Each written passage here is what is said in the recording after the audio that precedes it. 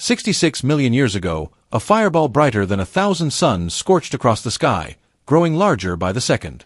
Animals scattered in terror, but there was no escaping what came next. In an instant, the asteroid slammed into the Yucatan Peninsula with the force of 10 billion nuclear bombs, vaporizing everything in its path. The Earth became unrecognizable. More than 50% of all animal species living at that time perished within just 24 hours, billions of creatures killed instantly by the fire, shock waves, and suffocating ash that now covered the planet. But the real horror was just beginning. In this grim new world, survival was a battle against impossible odds. The dinosaurs, once the undisputed rulers of the Earth, now faced a fight for their very existence. The mass extinction began with the giants. Among the first to fall were the great sauropods, like Brachiosaurus and Brontosaurus.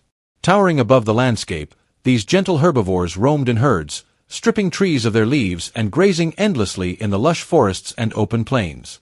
Their immense size and slow movement gave them little defense against the asteroid's aftermath. The impact debris blotted out the sun, plunging the world into a dark, freezing haze. Without sunlight, the plants they relied on began to wither and die. Within days, the air was filled with ash, and the land became barren. These giants, needing vast amounts of food to survive, began to collapse one by one. Hunger turned their once mighty herds into scattered, dying remnants. As their immense bodies fell to the ground, they became the first casualties of an ecosystem unraveling. The armored Ankylosaurus, known for its tank-like body and formidable tail club, also found itself unable to cope with the changing world. In life, it was a near-invincible creature, with its thick armor protecting it from the most fearsome predators, including Tyrannosaurus rex. It had thrived by foraging for low-lying plants, breaking apart tough vegetation with its beak-like mouth. But when the ground turned to ash and its food sources vanished, the Ankylosaurus was left wandering aimlessly. Its heavy body, once its greatest defense, became a burden. Exhaustion set in as it struggled to find food, and one by one, these armored titans succumbed to starvation. Even the fierce Triceratops was no match for the slow death that followed the asteroid's impact. These three-horned dinosaurs had long been symbols of strength, roaming in herds and using their massive frills and sharp horns to defend themselves against predators. Before the asteroid hit, they were a dominant force, grazing on ferns and plants in the warm, sunny plains. But as the skies darkened and the temperatures plummeted, the plants they relied on vanished.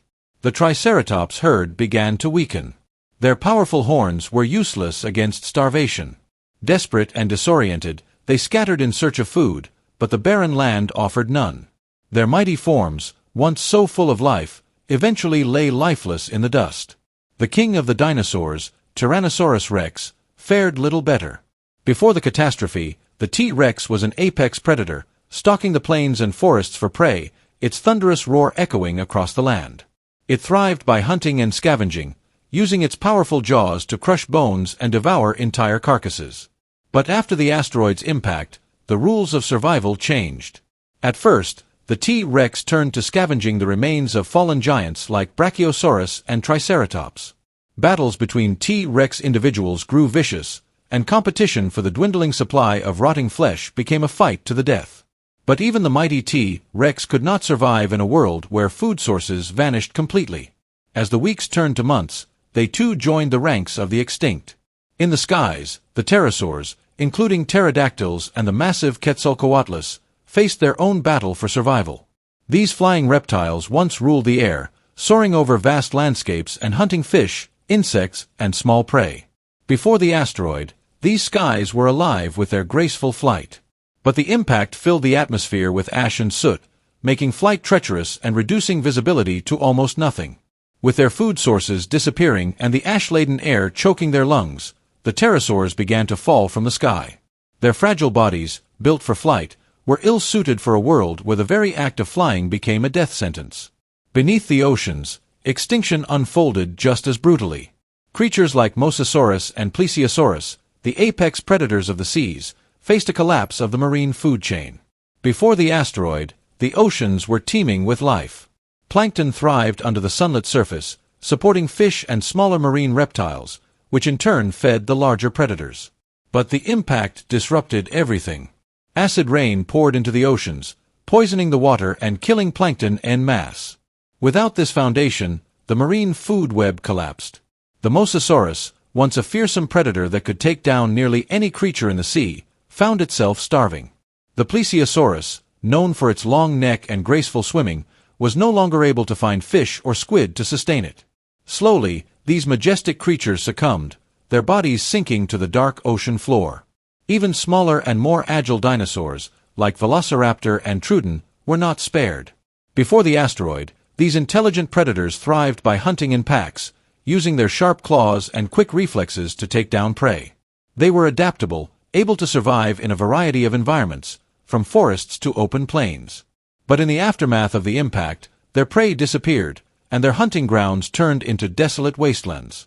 At first, they scavenged for insects, small mammals, and even the remains of other dinosaurs. But as the months dragged on, even these scraps became scarce. The Velociraptor packs dissolved as individuals succumbed to hunger. The Troodon, with its sharp mind and keen senses, also faded away, unable to find a foothold in the new hostile world. But some creatures were still holding on, hidden in fractured forests and under rocky outcrops, clinging to the fragile thread of survival. Among them, Ornitholestes, a small, swift dinosaur with a body built for speed and agility, now weighed down by hunger and exhaustion, scoured the barren ground in search of food, desperate to find even a sliver of what it once thrived on. Around it, the earth was a graveyard of fallen giants, yet this one creature dared to persist. In the shadows of a collapsed forest, a family of Troodons huddled together. Their feathers now darkened with soot, providing just enough insulation against the frigid nights that had descended upon the land. The parents, once skilled hunters, were reduced to scavenging for scraps, tiny insects, rotting vegetation, or the remains of other creatures too weak to survive. Their young chirped softly, unaware of the precariousness of their situation, as their parents fought to keep them alive for one more day. Not far away, alone, a Sauronitholist scrambled over jagged rocks. Its keen eyesight, once used for hunting, was now focused on finding a safe place to rest. Its feet were blistered from the heat of volcanic ash, yet it moved forward, driven by a primal instinct to survive. This creature, like so many others, was living moment to moment, its future uncertain. These survivors, those few who managed to evade the initial destruction, owed their lives to chance. While the asteroid's impact brought destruction from the sky, fires raged on the ground, and only those hidden deep in caves, forests, or beneath the soil escaped the inferno. For some, it was their size. Smaller dinosaurs, such as feathered Troodons and the light-footed Sauronitholists, found shelter under bushes. Their bodies, insulated by feathers, offered a shield against the cold, helping them conserve body heat. The Maiasaura, known as the Good Mother lizard, faced a unique struggle. These dinosaurs had spent generations nurturing their young in carefully constructed nests. After the impact, some of these mothers led their hatchlings to higher ground, away from the flooding rivers and acid rain. They shielded their young with their own bodies, braving ashfall and poisonous air. Yet even their maternal instincts could not overcome the lack of food. Many Maiasaura perished alongside their offspring, a heartbreaking end for a species known for its care and resilience. Meanwhile, smaller herbivores like Hypsilophodon used their agility to find shelter in crevices and beneath rocky overhangs. These creatures, once abundant in forests, now relied on scavenging for roots or moss. Their speed kept them alive in the short term, but as the days turned into weeks, even the most resourceful of them began to succumb to hunger and exhaustion. Smaller carnivores like Compsognathus fared slightly better, feeding on insects or the scraps left behind by larger predators. But even then, they were not immune to the harsh realities of this new world. Competition was fierce, and every meal was a battle. In the end, the complete collapse of entire food chains meant that it was only a matter of time until the survivors would also succumb to the incredibly harsh conditions. For around 15 long years, the sun's light would not be able to penetrate the sun-blocking dust from the killer impact. As bleak as this cataclysm was, life would not be erased entirely from the planet. There were some creatures who did survive, and in fact, not all dinosaurs went extinct. Not only did some of these dinosaurs survive, they evolved into animals that are still around today. Small bird-like dinosaurs, particularly those closely related to modern birds, were among the survivors of this mass extinction. Species like Hesperonithides, a small feathered dinosaur, likely found refuge in dense vegetation or burrowed in sheltered areas, protecting themselves from the cold and chaos of the post-impact world. Their feathers, which may have originally evolved for temperature regulation or mating displays, became a crucial tool for surviving the freezing conditions of the impact winter. Another potential survivor was a nonce, a crow-sized dinosaur covered in primitive feathers. Before the asteroid struck, a nonce likely thrived by gliding between trees, hunting insects and small vertebrates. Its small size and arboreal habits may have allowed it to hide in dense forests and avoid the worst of the environmental collapse. As plants began to recover and ecosystems slowly regenerated, creatures like a nonce could adapt and find new niches, eventually giving rise to early avian species. Species such as Microraptor, another small feathered dinosaur, may also have had a better chance at survival. With its unique four-winged structure, Microraptor could glide between trees, giving it an edge in scavenging food from hard-to-reach places. Its small body size and adaptability to different food sources likely increased its chances of outliving its larger, ground-dwelling relatives. Then there was Archaeopteryx, often considered the bridge between dinosaurs and birds. Though it lived millions of years before the asteroid impact, its descendants and other similar feathered dinosaurs likely shared traits that proved vital for survival. Lightweight skeletons, quick reflexes, and the ability to forage in tight spaces gave them an advantage in a rapidly changing world. These survivors and others like them endured the ash-filled skies, freezing temperatures, and the starvation that wiped out so many other species. Over millions of years, they evolved into the birds we know today, carrying forward the legacy of the dinosaurs. From sparrows to hawks, every bird alive today is a testament to their ancestors' incredible ability to adapt and survive. The dinosaurs may have gone extinct 66 million years ago, but their legacy is far from over. In fact, their descendants are all around us, alive and thriving in the modern world. Birds, those familiar creatures we see every day, are the living lineage of the great theropod dinosaurs. Each one carries a piece of history in its feathers, bones, and behaviors. Take the cassowary, for example. This towering, flightless bird with its piercing eyes and dagger-like claws is as close as you'll get to a modern-day dinosaur. With one powerful kick, it can defend itself against threats or even kill a human. It's a fierce reminder of the theropods that once roamed the earth. And then there's the chicken. It may not look like much at first glance, but genetic studies have shown that chickens share surprising similarities with some of the most iconic dinosaurs, including Tyrannosaurus rex. The next time you hear a rooster crow, imagine it as a distant echo of the king of the dinosaurs. Ostriches, with their powerful legs and towering height, are another link to the prehistoric past. Their bipedal stride and speed hark back to their theropod ancestors, making them one of the most striking reminders of the dinosaur lineage. Emus, too, are part of this ancient family tree. These flightless birds, cousins of the cassowary, share the resilience and adaptability that helped their ancestors thrive for millions of years. Even ducks and geese, with their graceful movements and honking calls, trace their roots back to the age of dinosaurs. Their ancestors adapted to wetlands, surviving through the ages and evolving into the familiar species we see today. And then there are the raptors of the skies, hawks and eagles. These birds of prey channel the hunting prowess of their theropod forebears.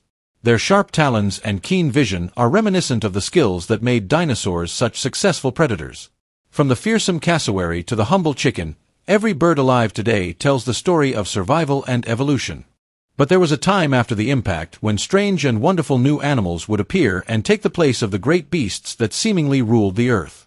About 1 million years after the extinction of the dinosaurs, the earth was a very different place from what it is today. During this time, known as the Paleogene period, the continents were still in the process of moving and changing shape. The planet was much warmer than it is now, with tropical forests spreading across the globe, and the sea levels were much higher. The earlier Paleogene was characterized by the proliferation of mammals, birds, and reptiles, many of which were quite different from the species we see today. The ecosystems of the time were also different, with different food webs and interactions between species. As mammals evolved and adapted to the changing environments, they were able to exploit the planet's resources, which had once been dominated by dinosaurs. Within a few million years of the asteroid impact, the fossil record shows an explosion in mammalian diversity. There is abundant fossil evidence for the evolution of shrew-like mammals called Morganeucodonta, which eventually gave rise to the mammals we see today. Some of the earliest known fossils of mammals are from the Jurassic period, around 165 million years ago, and include small, insect-eating animals similar in size and shape to modern-day shrews. One of these is a 200-million-year-old species named Megazostrodon, which measured about 10 to 12 centimeters long. It most likely ate insects and small reptiles and was probably nocturnal because it had a larger brain, with enlarged areas likely dedicated to processing sounds and smells. This evolutionary trait was likely developed to avoid competition with reptiles or becoming prey to the dinosaurs. It might be hard to believe, but all living mammals today, including us, descend from this one line that survived. In the oceans, the first animals to appear after the dinosaurs were ammonites, which were relatives of the modern-day nautilus. They were important predators in the ocean and helped maintain balance in the marine ecosystem. In addition to mammals and ammonites, other early animals on Earth after the extinction of the dinosaurs included birds, reptiles, and fish.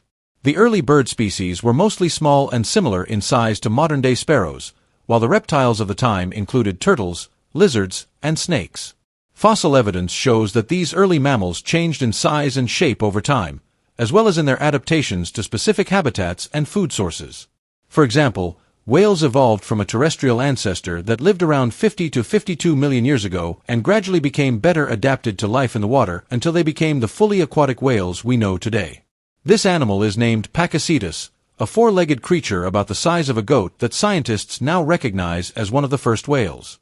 Although it had the body of a land animal, its head had the distinctive long skull shape of a whale. Over time, these animals adapted to the water, losing their limbs, with their nostrils shifting backward and upwards, and their forelimbs turning into flippers. Of course, they grew immensely in size. Fossils of Pakicetus have been discovered in the Tethys Sea region, which was a shallow sea that existed between the ancient continents of Gondwana and Laurasia during the Eocene epoch. The oceans were home to a variety of marine animals, including many that are still present in the oceans today, such as dolphins, whales, sea lions, seals, sea turtles, and various types of fish. However, there were also many prehistoric marine animals that have since gone extinct. Megalodon, a giant prehistoric shark, is thought to have first appeared about 23 million years ago during the Miocene epoch. Megalodon was a top predator in the oceans, and it's estimated to have grown up to 18 meters in length, making it one of the largest known sharks to have ever existed. Some of the other prehistoric marine animals that were present in the oceans during the time Megalodon was swimming around were creatures such as Basilosaurus, which was a large prehistoric whale that could grow longer than 15 meters in length and lived during the Eocene epoch. It is one of the earliest known whales. There was another top predator in the oceans at that time, something even bigger than Megalodon, Leviathan, a prehistoric whale that lived around 8 to 12 million years ago during the Miocene epoch. This whale is estimated to have been about 13 meters long and had massive teeth, suggesting that it was a formidable predator. Leviathan is a close relative of modern sperm whales, but there were more than just these. Just sharks and whales in the seas and oceans. Dunkleosteus was a massive prehistoric fish that lived during the Devonian period and was known for its huge size, powerful jaws, and bony armor. The infamous Mosasaurus, that the Jurassic Park movies brought to life, was a type of marine reptile that lived during the late Cretaceous period. The largest fossil specimen measured a whopping 17 meters long. Mosasaurus had a long, streamlined body with 4 flippers and a powerful tail that allowed it to swim rapidly through water. Its skull was elongated and had numerous sharp pointed teeth, which it used to catch fish and other prey. But despite its size and fearsome appearance, Mosasaurus was not a dinosaur, but a type of lizard and is considered to be one of the largest and most successful marine reptiles to have ever lived. Then there was Archelon, a type of sea turtle that lived during the late Cretaceous period and was one of the largest known turtles to have ever existed. These are just a handful of the many creatures that evolved and adapted to aquatic life. But it was not just in the oceans that life diversified and exploded into many different species. There were many strange and bizarre-looking creatures that appeared on land as well. Creatures that lived on land, such as rodents, evolved from early shrew-like mammals and diversified into a variety of species, including mice, rats, squirrels, beavers, and many others. Carnivores also evolved from early shrew-like mammals and gave rise to cats, dogs, bears, and other predator species. Members of the cat family, Felidae, are believed to have evolved from a group of small, shrew-like mammals called myacids, which lived during the Paleocene epoch, approximately 66 to 56 million years ago. The myacids were a diverse group of carnivorous mammals that were adapted to hunting small prey. Modern-day mongooses can trace their origins to myacids. Over time, some miacid species evolved specialized features that made them more efficient hunters, such as retractable claws and more powerful jaws. One of these specialized miacids, called Prolocus, is considered to be one of the earliest known cat-like animals. Prolocus lived during the Oligocene epoch around 30 million years ago and had several features characteristic of modern cats, including retractable claws and a more powerful bite. Miacids evolved and diversified, eventually giving rise to various lineages of cats with different anatomical features, including the saber-toothed cats. One of the most well-known groups of saber-toothed cats is the Smilodon tribe, which included Smilodon and Hyaenodon. These cats were well known for their long, saber-like canine teeth, which were used for hunting and possibly for defense against predators. The earliest known members of the dog family, Canidae, are believed to have appeared during the Eocene epoch around 56 to 33.9 million years ago. One of the earliest known canids is a small, fox-like animal called Hesperion, which lived in what is now North America around 40 million years ago. Hesperion is believed to be the ancestor of all modern canids, including dogs, wolves, foxes, and coyotes. But there were other predators aside from the prehistoric cats and dogs roaming the plains. Terror birds, known as ferocirapsid birds, are a group of large flightless predatory birds that were native to the Americas approximately 2 million years after the extinction of the dinosaurs. The exact timing of the appearance of the terror birds is not well established, but it's believed to have been in the late Paleocene or early Eocene, about 62 to 58 million years ago. Titanes was one of the last and largest species of terror birds. These birds dominated the continent for millions of years before going extinct around 1.8 million years ago, possibly due to climate change and competition from other predators. Titanes was likely a carnivorous bird that fed on a variety of prey, which may have included other birds, mammals, reptiles, and possibly even large insects and invertebrates. Fossils of Titanes have been found in various locations in North and South America, and some of the bones show signs of carnivorous feeding, including tooth marks and damage caused by digestion. It's interesting to note that while some modern birds are descendants of dinosaurs, the terror birds are not. They are a separate and distinct group of birds that evolved independently from dinosaurs and belong to a group of flightless birds known as paleognaths, which also includes the modern ostrich, emu, kiwi, and the cassowary, which is the deadliest bird in the world. But terror birds weren't the only interesting and bizarre creatures to appear. Several species of prehistoric sloths evolved and lived during the Cenozoic era, which spans from about 66 million years ago to the present day. Ground sloths were the size of huge bears and lived from the Oligocene epoch to the Pleistocene epoch, which spanned from about 33.9 million years ago to 11,700 years ago. They were quadrupedal and had large claws that were likely used for defense and digging. Tree sloths lived from the Oligocene epoch to the present day. They were arboreal and had long limbs and curved claws that allowed them to move easily through the trees. Today, the only surviving species of tree sloths are the two-toed sloth and three-toed sloth. But where are the snakes, you might be asking? The evolutionary history of snakes is complex and not fully understood, but scientific evidence suggests that snakes evolved from a group of small lizard-like ancestors called stem squamates that lived more than 100 million years ago during the time of the dinosaurs. These early stem squamates were likely small insect-eating creatures that lived on the forest floor, much like the early shrew-like creatures. Over time, some of these stem squamates evolved, becoming more elongated and legless. The earliest known fossils of snakes, such as Aristorhynchus, date back to around 95 million years ago and show features that are similar to those of modern snakes, such as the presence of a flexible skull and a long, slender body. Titanoboa would evolve from a small group of boas and is considered to be the largest snake ever discovered, with the largest known specimens estimated to have reached lengths of up to 12.8 meters long and weighed up to 1,135 kilograms. So, while snakes did not evolve directly from tiny shrew-like creatures, they did evolve from small lizard-like ancestors during the time of the dinosaurs and have since evolved to become the diverse group of animals that we know today. Finally, we come to our own ancestors. Fossil evidence shows that early primates had small bodies, long tails, and grasping hands and feet, adaptations that would have been useful for climbing and foraging for food in trees. Over time, primates evolved into the diverse groups of primates that we have today, including monkeys, apes, and humans. But there's so much more to cover about our own species, and we'd need more time. So, if you want to see that in another video, let us know in the comments. If you enjoyed the video, show us some support with a like. We appreciate it, and make sure to subscribe to stay tuned here for more videos in the series. Thanks for watching.